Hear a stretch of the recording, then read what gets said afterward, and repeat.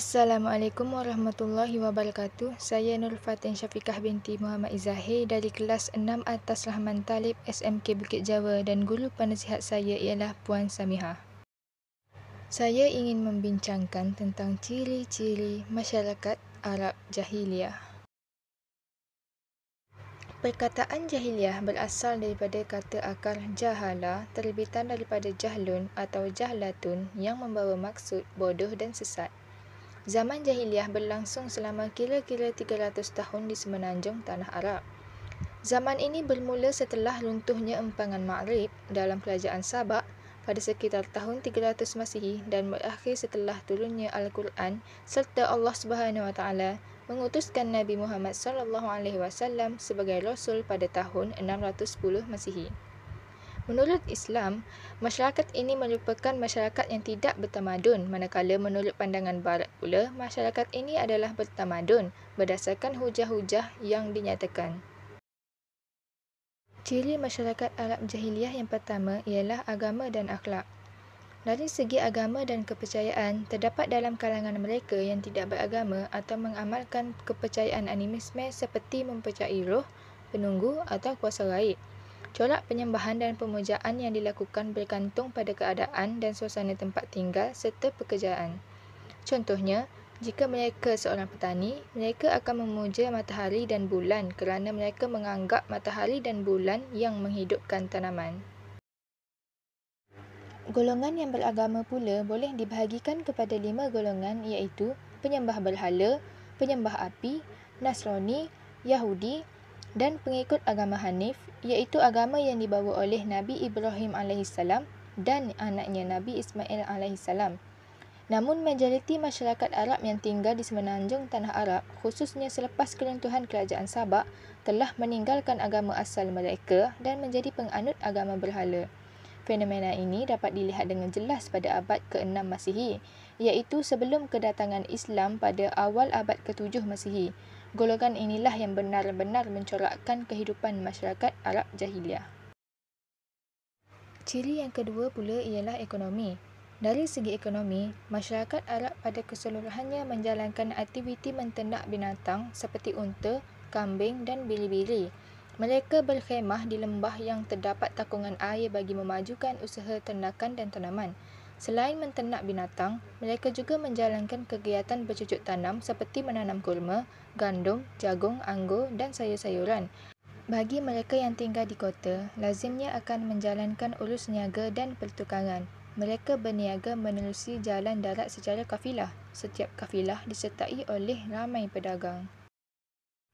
Barangan dagangan pula diangkut dengan menggunakan unta kerana binatang ini mampu membawa bebanan yang berat dan tahan berjalan berhari-hari di padang pasir. Destinasi perdagangan yang tersohor ialah seperti di Mekah, Yaman, Syam, Yamamah dan Hirah. Barangan yang diperniagakan pula ialah minyak wangi, rempah, kulit binatang dan lain-lain keperluan tempatan yang terdapat pada masa itu termasuklah patung berhala. Selain itu, terdapat juga segelintir yang memperoleh pendapatan menerusi amalan riba dan judi. Ciri yang ketiga ialah sosial. Sistem sosial yang diamalkan oleh masyarakat Arab Jahiliyah ialah sistem berkabilah. Melalui sistem berkabilah, masyarakat Arab Jahiliyah menjalani kehidupan secara berkelompok mengikut kabilah masing-masing. Setiap kabilah mempunyai ketua dan diikat dengan semangat asabiah.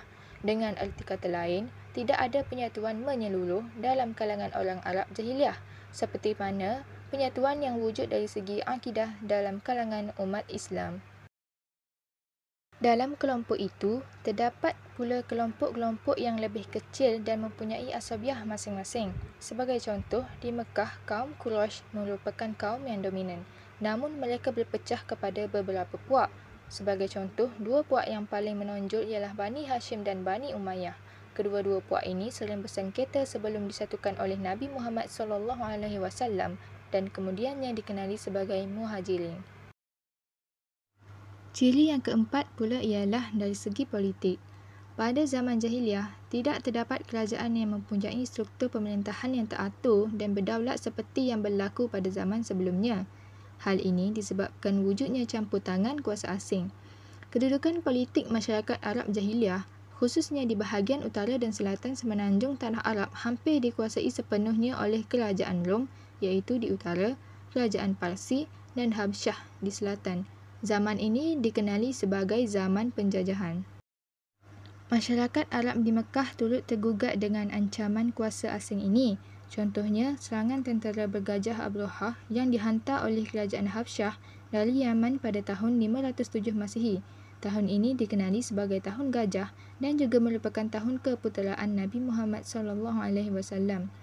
Keadaan politik pada ketika itu tidak stabil disebabkan masyarakat Arab berpecah dan berperang sesama sendiri, khususnya antara Arab Selatan iaitu Arab Kahtan dengan Arab Utara iaitu Arab Adnan.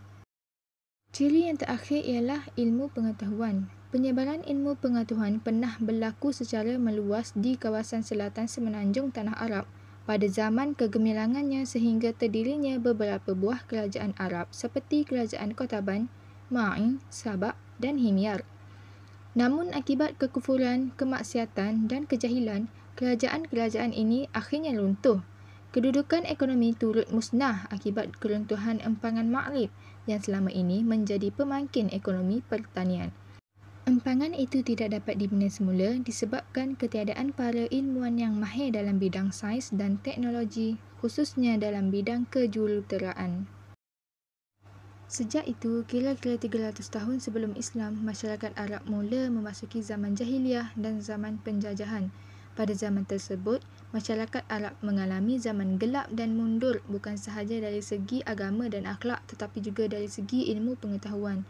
Masyarakat Arab jahiliyah tidak mempunyai ilmu pengetahuan yang tinggi dalam semua bidang seperti agama, politik dan pentadbiran, ekonomi serta sains dan teknologi. Penyebaran ilmu sangat terbatas pada zaman jahiliyah kerana tumpuan mereka lebih kepada aspek perdagangan berbanding dengan pendidikan dan ilmu pengetahuan. Kesimpulannya, secara umumnya, zaman jahiliyah merupakan zaman kegelapan dalam masyarakat di semenanjung Tanah Arab.